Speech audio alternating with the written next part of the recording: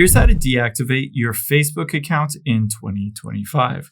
Now, if you wanted to tap on that deactivate button and take a break, I'll show you how to do it. Let's open up the Facebook app on your iPhone and Android, or go to a computer and go to facebook.com. Now, we need to tap on the menu button at the very bottom right. And to get to your settings, you can either tap on the gear icon at the very top right, or scroll down, tap on Settings and Privacy, and then we'll choose Settings at the very top. After you're in your settings, you need to go to the Account Center. So tap on See More in Account Center. And from here, they constantly move it around, but you just need to scroll down and you're choosing this Personal Details midway down. Now, to deactivate your account, tap on Account Ownership and Control and Deactivation or Deletion.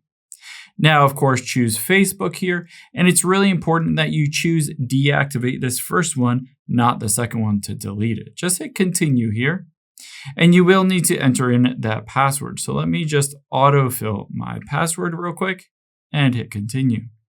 After I've done that, you can just say this is temporary and hit continue. Keep in mind on here, it's a little bit tricky, but at the very bottom, you can see 7 days. We don't want to reactivate it automatically in 7 days.